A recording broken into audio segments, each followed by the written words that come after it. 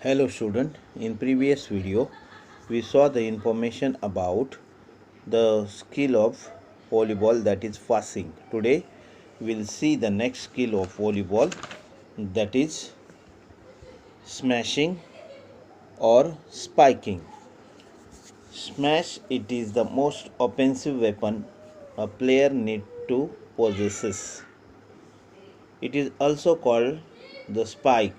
It is executed by jumping high and hitting the ball at the highest point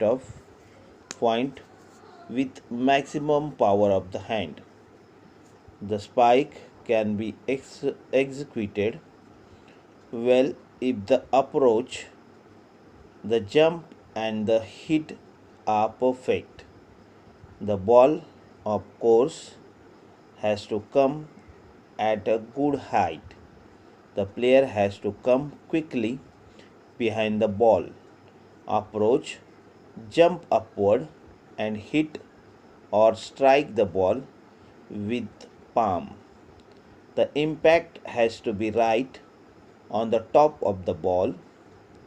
For this, the hand has to be raised upward and must come down quickly with force on the ball, with the torso bent slightly backward.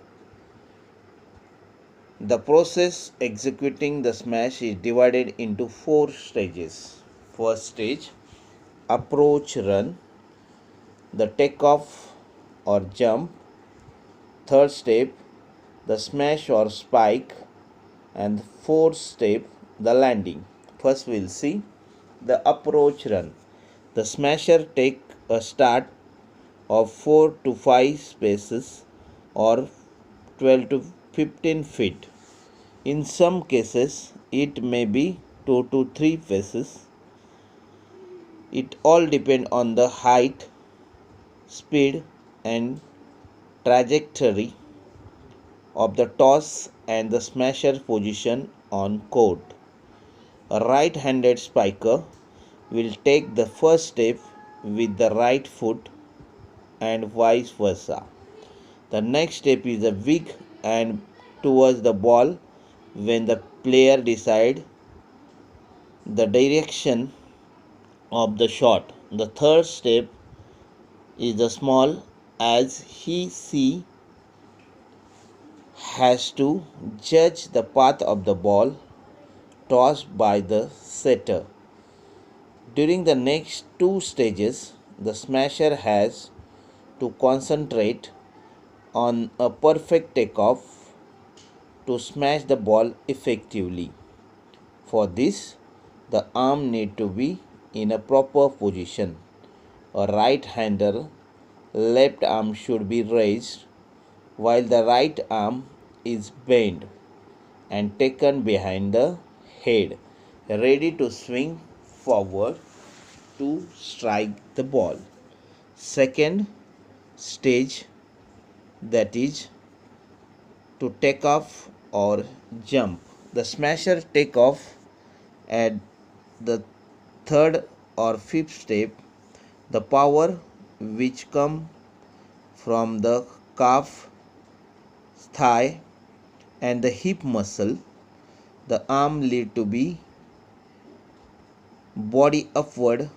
The back must be bent backward to impact power to the hit. The leg have to strengthen as a non-hitting arm is brought down and the spiker arm moves up and over the ball. In order to jump, the player need to flex the knees. The timing and the height of the jump depend on the height, speed, and path of the ball. Third stage, that is the smash or hit. The ball is hit in front of the shoulder about 8 to 10 inches away. The palm of the striking hand is the major contact point. The wrist must be loose and relaxed. To make a proper and a powerful impact on the ball, the player may rotate the hand to direct the ball towards the intended spot or gap in the rival's court. Fourth stage, that is the last stage, the landing. After completing the smash, the players land on the toes followed by the heels. The feet should be at last a foot and a half apart and the knees bend slightly to absorb the impact. The player must avoid touching the net or the center line.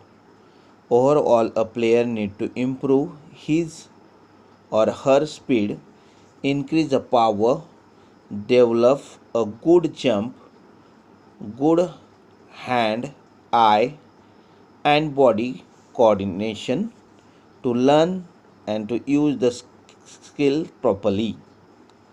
The smash is to be learnt initially by hitting the hanging ball suspended with the rope and just above the net.